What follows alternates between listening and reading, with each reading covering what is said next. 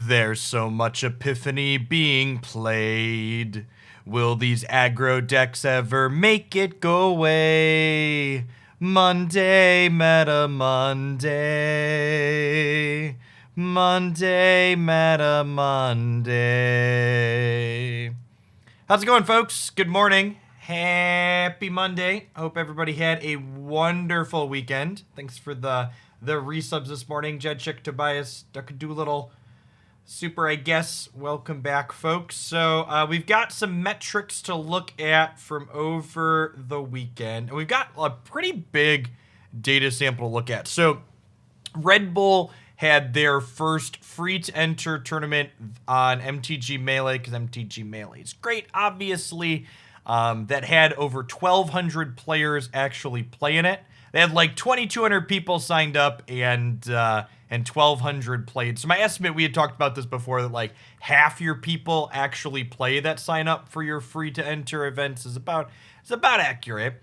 At any rate, this is the data matrix generated from that and a couple of the other standard events from over the weekend. And honestly, the standard format, I think, is solidly solved / in a state where it's going to stay until we get Crimson Vow or until they ban Epiphany. And they said they're not banning Epiphany, so until Crimson Vow gets here in a month, I think this snapshot that we have of the format is very similar to what we had last weekend, and I don't really expect it to change moving forward. So for people that didn't see last week's Meta Monday, you can find that on the YouTube channel as well.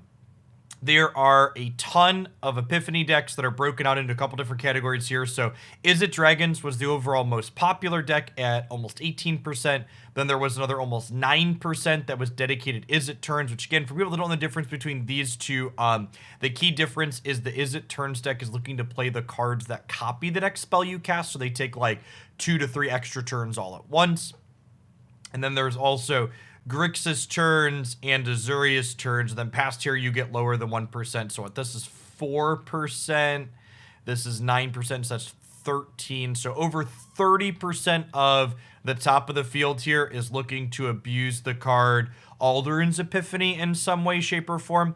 That being said, if you look at the win rate versus the metagame column, you'll note that, again, for the second week in a row, the decks that are being successful aren't the Epiphany decks. They're the largely linear aggressive decks that beat up on the Epiphany decks. So, you've got mono green here, which is decent into dragons. It's decent into Is It Turns. It's decent into Grixis turns and Azurius turns. The white aggro deck looks like it is decent into turns and the dedicated turns variations, but it's a bit worse against Is It Dragons. But where mono white makes up for its worse Is It Dragons matchup is that it tends to be strong against mono green.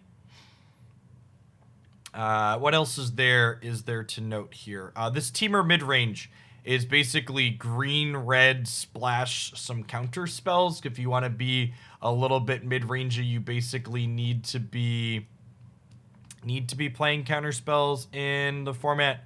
Past down here, our sample sizes get pretty small. So like Azurius aggro had an okay weekend again, but we've got less than 100 matches to look at here for a lot of these. So past, you'll note that they stop having this red or green color. And if you note down here, this means the confidence intervals are within plus or minus 10%, which means even these aren't that confident. Like there's like a 20% range on these essentially, and these are worse than that. So take these with a grain of salt. I think you can use these to help inform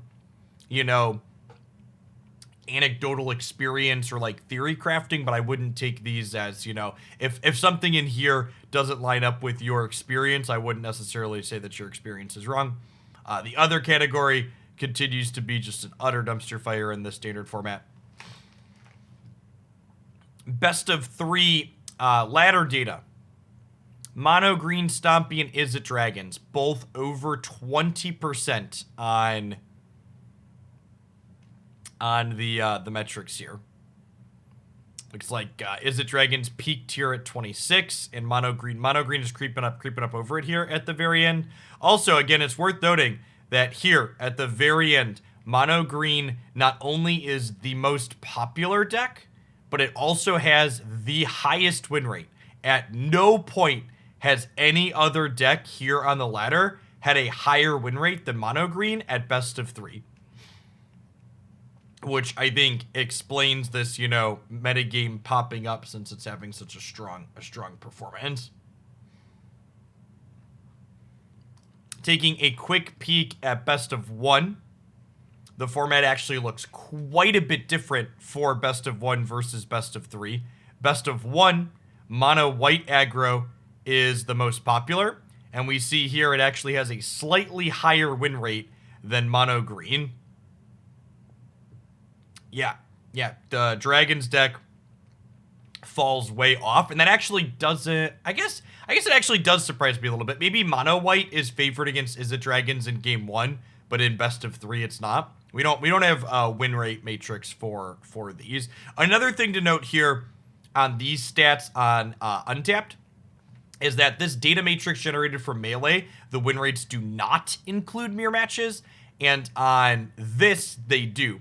So this 61% mono white at a quarter of the field, this is actually higher because 25%, 1 in 4 of its matches are mirror matches, pulling this down towards 50%, which is kind of wild. Same thing here, right? Like this 64% on mono green has almost a quarter of the matches, pulling its win rate down.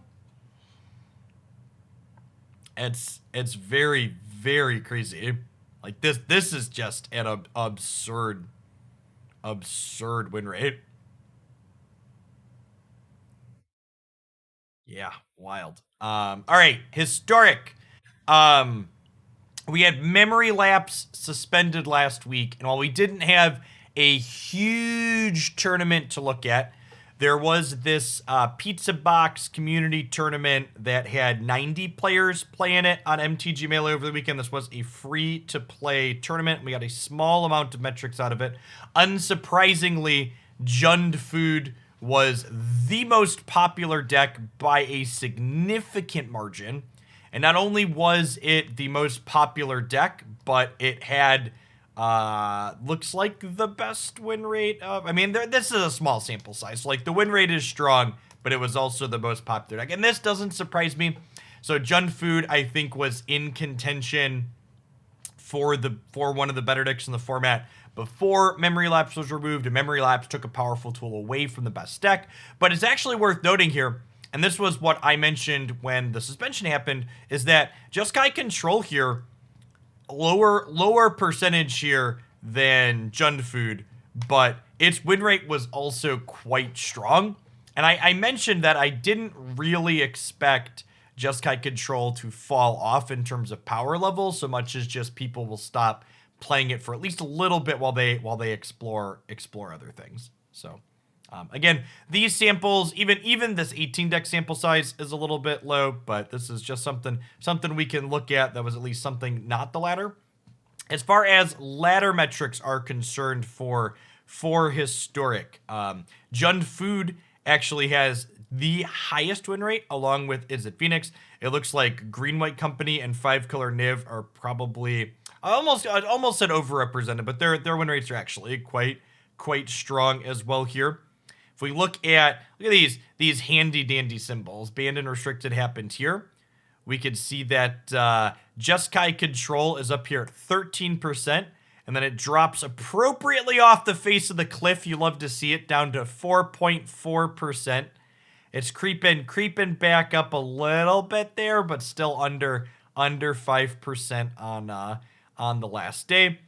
Win rates all pretty stable in here, honestly. There's a little bit of movement up and down, but it looks like this format's relatively diverse on the ladder. I think one thing that's worth noting, and I think this is something that we saw historically speaking as well, is that Jund Food has basically always been a lot less popular on the ladder than it is in tournaments, because most people play the ladder for fun, and slogging through activating your witch's oven loops back and forth again and again and again isn't a lot of people's definition of a good time. So I think the tedium of playing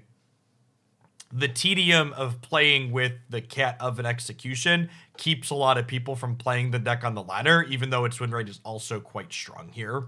It's just not particularly popular in comparison to what it would be if it was less tedious to play, I think. If we take a peekaboo at best of one historic, mono green elves is the most popular by a lot, which this always makes me chuckle, because you can really tell what formats people play, because like I consume a lot of Magic social media, and you'll see people complain about elves with some frequency, and you can always know that they're best of one players when they do, because elves is just a deck that's just like, it's unplayable basically in best of three. Control with the sweepers, the food decks, like look at this, there's just no food in here, right? Like the elves is just like almost never beating a cat oven and a mayhem devil, right? They're just gonna put you in a box and throw you in a garbage can, and that deck just like, actually doesn't see any play here in best of one. Same thing with Angels. Angels is a deck that I see people complain about with some consistency with regards to best of one, and it just like doesn't make a blip in best of three because the types of tools people bring in out of the sideboard tend to make it very mediocre. All right, I think I covered anything. Any questions about things you think I should have looked at that didn't before we call it a wrap?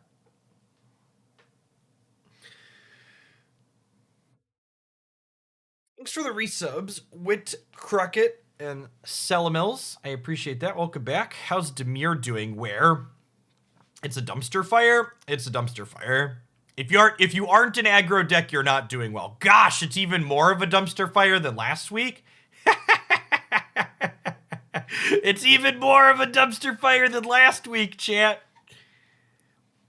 Does this include arena open data? I mean, theoretically, people who used their deck tracker during the arena open could potentially be inside of here, but no. Wizards of the Coast hates communicating with their players and hates being transparent with their information, so we get actual no information out of things like the arena opens. They don't even post top performing deck lists from the arena opens, just total radio silence on them. Is the win rate in only Mythic much different? Does this work? Apply filter, Mythic to Mythic. No, it doesn't look like it. It's about the same.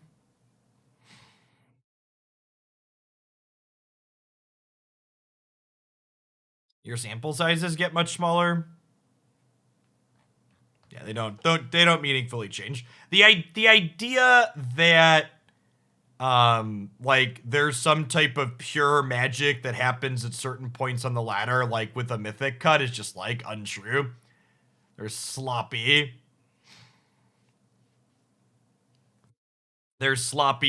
magic being played at all levels. All right, let's call that a wrap on Meta Monday.